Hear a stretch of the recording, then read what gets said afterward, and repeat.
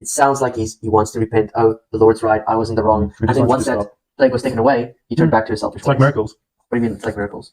Then ask for a miracle because you always ask for the next one.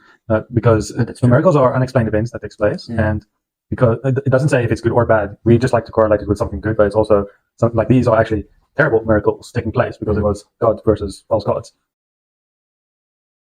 Welcome to the Good Book Club. We ask good questions to keep the conversation going, and we have Exodus chapter 9. 9.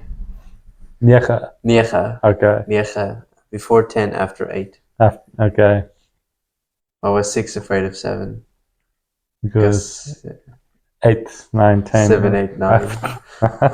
Even though I keep on getting it wrong. Then there are 3 plagues in this chapter. In this one chapter. In this one chapter, what's the first one? Oh, you're showing me the picture, the livestock. How did this go down? The stocks went down. Yes, it did. Actually, it did affect their economy. It did, literally, like how our stocks also goes down at the Wall Street. They have a big bull there, but that's not what we're talking about. We're talking about the livestock back in those days. What's the time year again? AC. It's BC. BC. Before Jesus. This is about 4,000 BC. Around about I might have it wrong. Okay. I'm not sure. But this is thousands of years before Jesus. Anyways, BC, before Christ, we have it was their stock market. If you think about it, because they did trade with animals and gold and silver and stuff. But that was their currency, but that was also their gods, correct? That's actually what I wanted to say. The cow. It says on a note here that they worshipped lots of animals, including a bull god, a cow god, and a ram god. And this plague mocked the Egyptian religion and showed a god to be more powerful. Because the livestock died. It was actually horses, donkeys, camels, cattle, sheep, and goats. Wow. That's basically 1, 2, 3, 4, 5, 6 gods that was attacked with just one plague. Oh wow! The plagues attacked more than 10 gods. Because there was 6. Yeah, they had a lot. Yeah. That's interesting.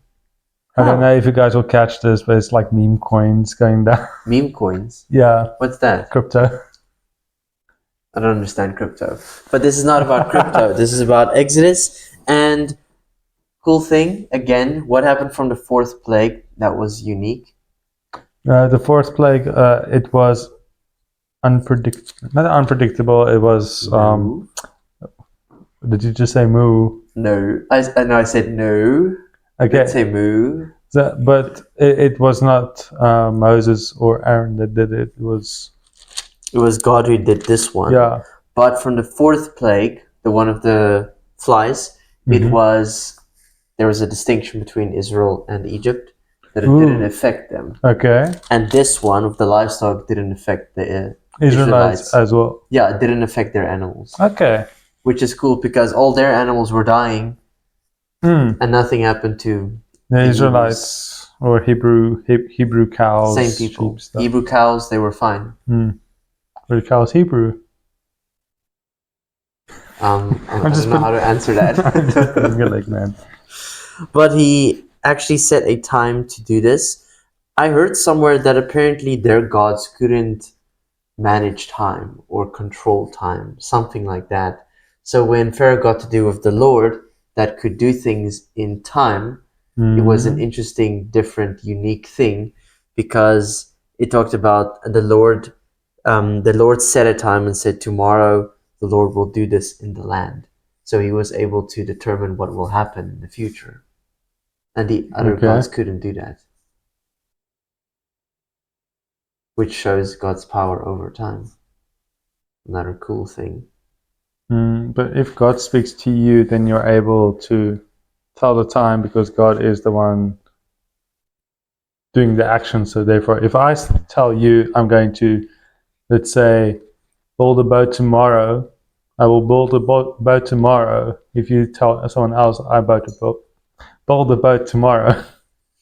Yeah. So if it came from God who said that, then not completely, but it does also a god of time. But sorry, I'm not following your So thing what I'm correctly. trying to explain, I heard it from somewhere that their Egyptian gods didn't have power over time, or they didn't have control over how time worked. They couldn't determine what was going to happen. And then this God, which is the Lord, he was able to say, tomorrow this will happen, and then it did actually happen. Then the other gods also say that they'll tomorrow do this, and then Apparently not, because they were clearly useless. They couldn't do anything. So I just feel in the moment to do this. I'm gonna do it now. I'm not gonna do it tomorrow. I'm gonna do it now, basically. I don't know how to explain it, but that's what I heard. That for them, they didn't really have this time associated thing. But here was this god that was not only stronger than their gods, but he had power over time as well. And then he was able to say, this will happen tomorrow. And if you think about it, he overruled all those other gods, the bull god, the donkey god, the camel god, all those gods. He overruled them. And this was actually 6 gods once that he took out, which is very, very interesting. And even though this happened, Pharaoh was still hardening his heart. After 5 plagues, it's halfway, and he's still not giving up. Yeah, it's quite hard, and I think it's made of stone. That's actually a very good metaphor, a heart of stone. That's definitely Heart of Pharaoh. stone. Maybe the pyramid stones. A pyramid stoned heart, like a little triangle pyramid scheme of Pharaoh. Because he was up to a bunch of schemes. He kept on lying that, oh, you can. There were parts where he said, okay, you can go and I've sinned, and then he just deceives them again. Yeah. So that was a scheme.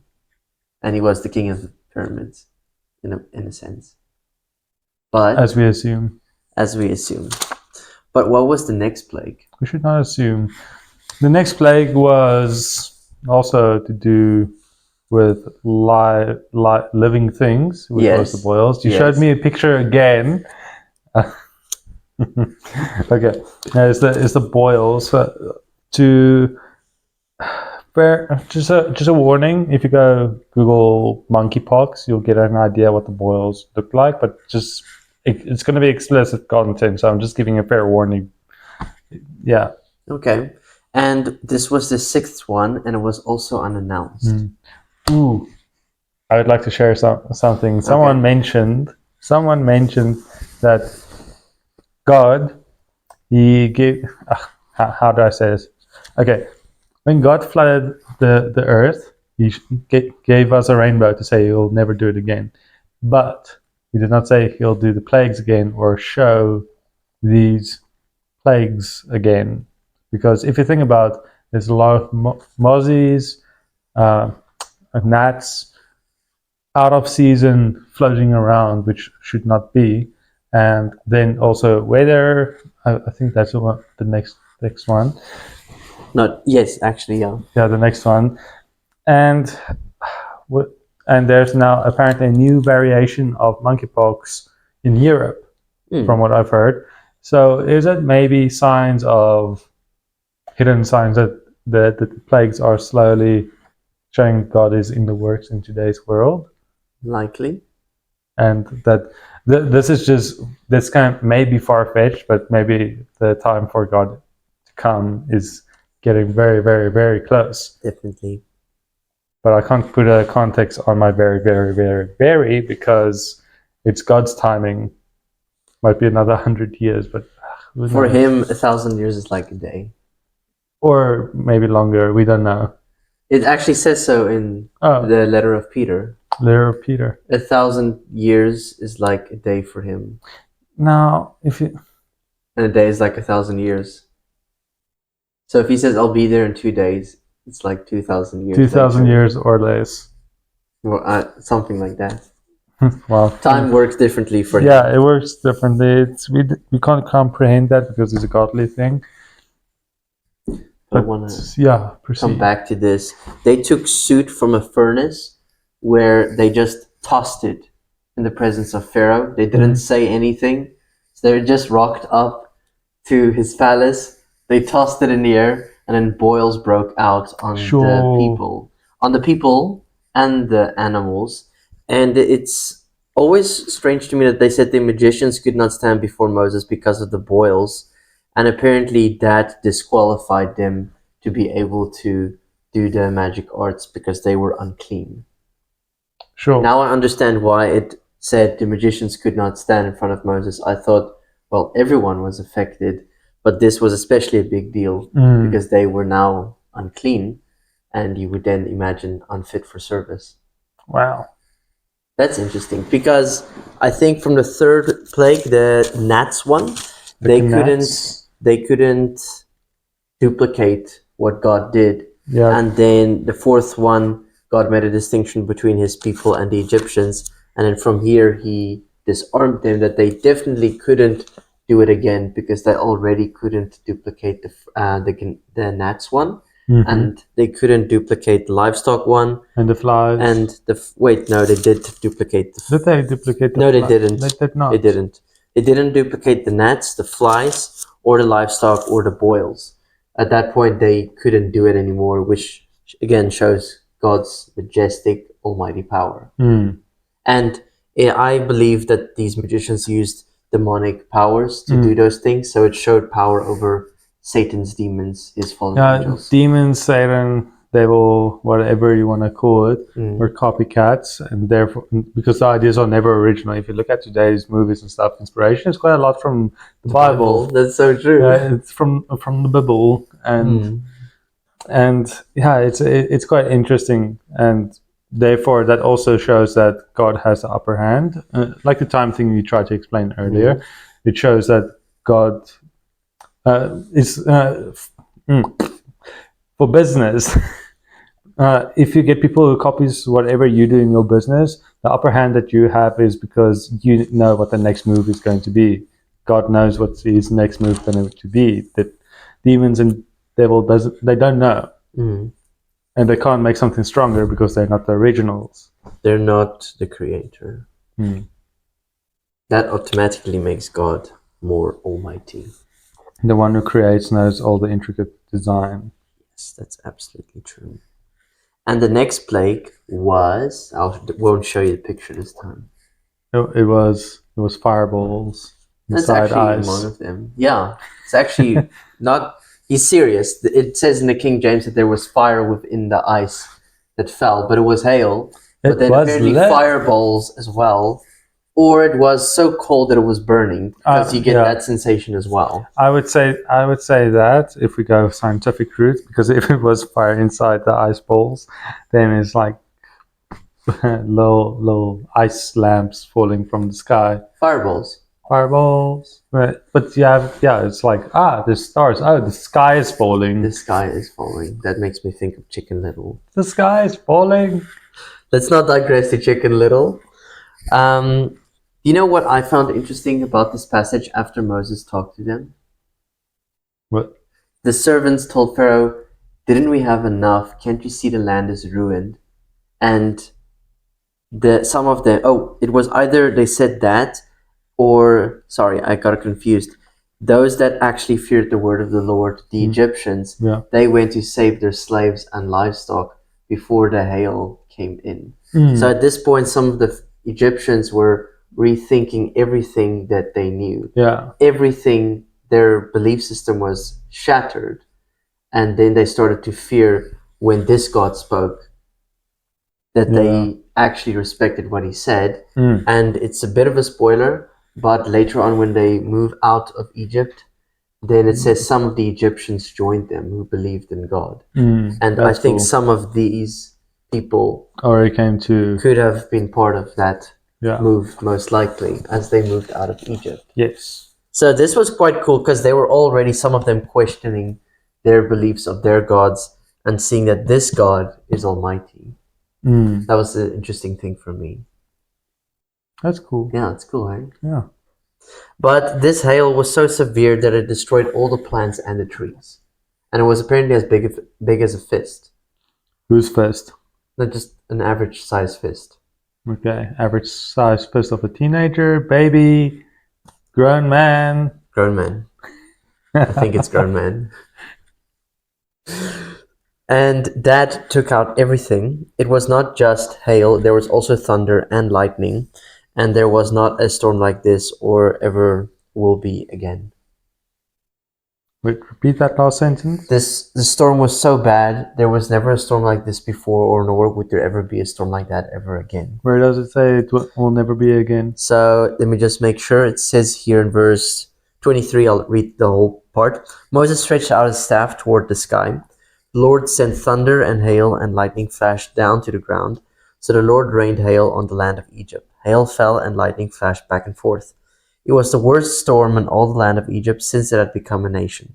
Oh, sorry, that's what it says. Since it had become a nation, it was the worst storm ever. Yeah. And throughout Egypt, hail struck everything in the fields, both people and animals. It beat down everything growing in the fields and stripped every tree. The only place that did not hail was the land of Goshen, where the Israelites were. Is that the end? No, that's not the end. Because you probably recognize the pattern. A plague happens, Pharaoh summons them, Yeah. they try to negotiate. But it doesn't say anything about it will not happen again. It didn't actually say that, no. I don't think it will be that bad again, because this was a very specific attack on the gods of Egypt and to get his people out of there. I don't think it will be like this ever again. I think What do you maybe think? did happen in natural disasters, but we just don't know of it.